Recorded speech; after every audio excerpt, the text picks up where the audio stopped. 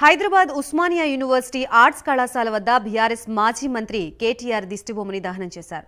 రాష్ట్ర ST cell ఉపాధ్యక్షుడు భీమ్రావ్ నాయక్ ఆధ్వర్యంలో ఓయూ విద్యార్థి నాయకులు ఈ కార్యక్రమం చేపట్టారు. కాంగ్రెస్ పార్టీ మేనిఫెస్టోని 420 అని కేటీఆర్ సంబోధించడంపై విద్యార్థి నాయకులు మండిపడ్డారు. కేటీఆర్ ధోరణి మార్చుకోకపోతే రాబోయే రోజుల్లో భౌతిక దాడులకి వెనుకాడబోమని హెచ్చరించారు.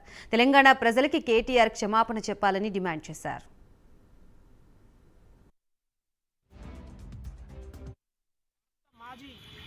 మంత్రివారిలు కేటీఆర్ గారు తెలంగాణ ప్రదేశ్ కాంగ్రెస్ కమిటీ ఏదైతే మేనిఫెస్టో విడుదల చేసిందో దానిపైన అసభ్యకరమైన విషయాలు 420 అని చెప్పి సంబోధించడము చాలా బాధాకరము.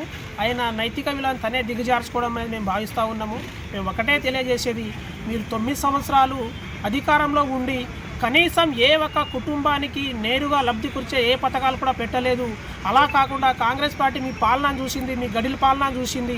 9 సంవత్సరాల తర్వాత మిమ్మల్ని ఒడగొట్టి ఇంటికి పంపించిన తర్వాత మీరు ఇంకా అహంకారంతోనూ అవమానపరిచే విధంగా మాట్లాడము సిగ్గుచోటుగా భావిస్తూ, కాంగ్రెస్ పార్టీ విడుదల చేసినటువంటి మేనిఫెస్టోలలో చదువు రాకపోతే నీ పక్కన ఉన్నటువంటి పిఏలతోనో లేదా నీ పక్కన ఉన్న బటర్లతోనో నువ్వు చదివించుకొని దానిలో ఉన్న పూర్తిగా విషయాలను తెలుసుకోవాలని చెప్పి మేము తెలియజేస్తూ ఉన్నాము. 420 అనేది ఎవరిని అంటారంటే దొంగని అంటారు. ఎవడైతే ప్రజలను గెలవకుండా 9 సంవత్సరాల గడిలో పండుకున్నాడో, మీ ఫామ్ హౌస్లో పండుకున్నాడో, మీ కేటీఆర్ మీ తండ్రిని అడిగితే 420 ఎవరో నిజమైన 420 తెలుస్తుంది.